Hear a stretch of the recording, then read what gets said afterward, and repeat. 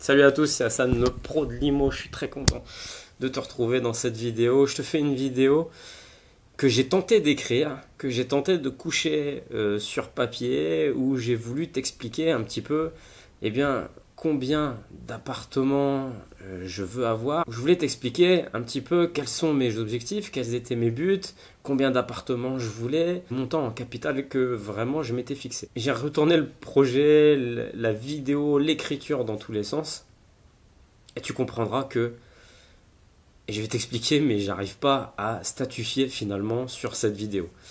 Et je vais t'expliquer pourquoi. Quand j'ai commencé à l'immobilier il y a quelques années maintenant, j'ai eu en tête d'avoir le chiffre de 100 lots. Je ne sais pas pourquoi, je ne pourrais pas t'expliquer le pourquoi du comment je voulais 100 lots, mais 100 lots, ça me paraissait vachement cohérent, vachement intéressant. Si tu rationalises ça à 400, 500 euros par loyer, et bah, tu le multiplies par tes 100 lots, on arrivait à 40 à 50 000 euros de chiffre d'affaires, de revenus fonciers, peu importe. Et je trouvais ce montant très attractif, très intéressant. Et ça a été quelque chose qui a marqué ma philosophie d'investisseur. Et j'ai toujours voulu atteindre ce fameux objectif de 100 lots. Pour te donner un ordre d'idée, je suis monté déjà à plus d'une trentaine de lots. Aujourd'hui, j'en ai un tout petit peu moins. Et ma philosophie de vie a beaucoup changé. Puisque je ne pourrais plus te dire aujourd'hui, je veux absolument tant de lots.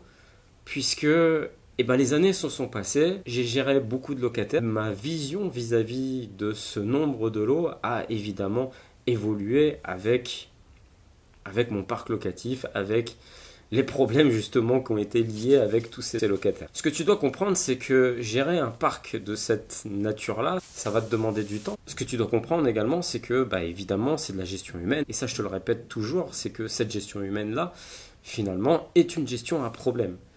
Alors, il n'y a pas que des problèmes, je te le dis, je te le répète, mais tu vas devoir comprendre que plus tu as de locataires, évidemment, plus tu auras de problèmes. C'est sûr que ça va en corrélation avec le nombre de chiffres d'affaires que tu vas emmagasiner, ça on est ok là-dessus. L'immobilier c'est toujours du travail, c'est toujours de la récurrence.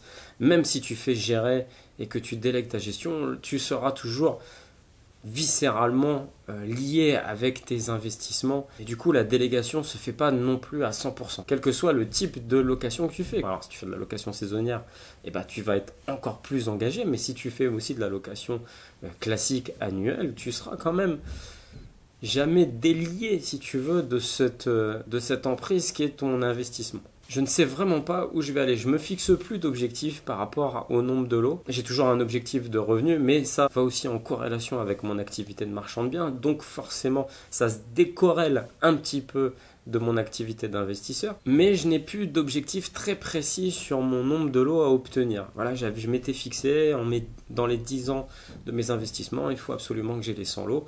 Et je ne suis plus vraiment dans cet objectif-là. Pourquoi ? Parce que j'ai adopté une autre stratégie, c'était vraiment un désendettement rapide. Pour rien te cacher, je suis assez fier de me dire que dans moins de 2 ans, tout mon parc locatif sera entièrement payé et je n'aurai plus une seule dette sur le dos. Pourquoi j'ai changé cette stratégie ? Parce que je ne voulais pas non plus vivre ma vie à crédit. Alors, il est sûr que l'effet de levier te permet, et moi m'a permis, un énorme booster, mais je ne veux pas non plus vivre ma vie à crédit et être dépendant des banques. Dans la société marchande avec laquelle je fonctionne déjà hors banque pour mes investissements.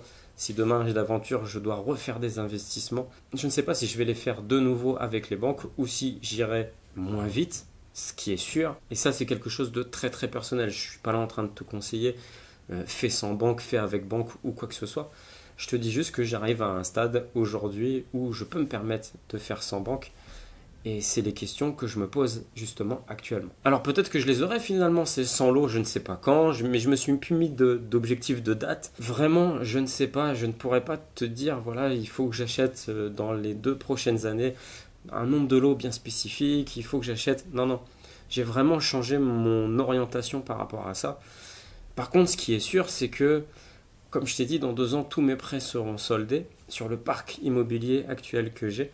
Et ce qui sera très facile pour moi de passer de ce parc actuel à un peu plus de 100 lots très très très facilement. Alors bien sûr, il faut que je trouve les bonnes affaires, etc. Mais économiquement, ça serait très simple pour moi. Aujourd'hui, avec ce que j'ai réussi à monter dans mon immobilier, ça serait très facile pour moi de réussir à avoir ce parc immobilier de 100 lots. Mais bien sûr, il faudrait que je refasse appel aux banques. Et ça, comme je te dis, c'est la question que je me pose actuellement. En revanche, il y a un truc qui a changé dans mon idée de faire de l'investissement. Il y a quelque chose qui est sûr, qui est radical. Je ne ferai plus de studio en province. Ça, c'est sûr, c'est radical. Alors, on est clair, c'est plus rentable, les petites surfaces, c'est moins de travail, mais la rotation, c'est vraiment pas fait pour moi. La vacance locative sur du studio, c'est vraiment pas fait pour moi. Et voilà, toutes ces choses-là fait que je ne ferai plus de studio en province. En ce moment, je suis en train de faire de la construction. Tu vois, c'est ce type de bien que je veux avoir pour des opérations de revente et ce type de bien que je veux avoir pour des opérations patrimoniales et des choses comme ça, du pavillon individuel, pas très très grand et que je puisse garder sur du très long terme. Mais je te dis ça, mais en même temps, ce que je te dis aujourd'hui n'est forcément pas la même chose que je te dirai demain et ainsi de suite.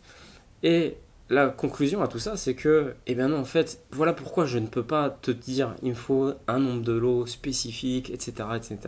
C'est que je me laisserai juste porter au gré des bonnes affaires que je vais finalement trouver. Et c'est ça la vérité, c'est que je m'étais fixé, je pense qu'il faut que te fixer un chiffre d'affaires à atteindre et je pense que tu dois te chiffrer des revenus à avoir pour toi et pour ton foyer. Mais un nombre de lots, finalement, c'est pas spécialement significatif. Ce que tu dois te dire, c'est voilà, j'ai besoin de tant d'argent par mois, j'ai besoin de faire de tant de chiffre d'affaires par mois pour ma société, etc., etc. Eh bien, mon nombre de lots, moi, sera déterminé au gré des affaires que je vais trouver. C'est-à-dire que demain, si je retrouve un immeuble de rapport, je ferai un immeuble de rapport. Si demain, je prends une petite maison à réhabiliter. Si demain, j'ai acheté un terrain et que j'ai construit dessus 5-6 pavillons neufs, eh bien ce sera ça, cette opportunité du moment. Et je pense que c'était aussi avec un ego trip qu'il y avait derrière ça. Il fallait absolument que j'ai ces 100 lots, voilà, comme ça. Je suis quelqu'un d'important, etc., etc. Et c'est une erreur fondamentale de se laisser piéger par justement l'ego. Et vu que je l'ai commise, eh ben, je te conseille de ne pas la commettre. Pas le nombre de lots qui va faire de toi le meilleur investisseur.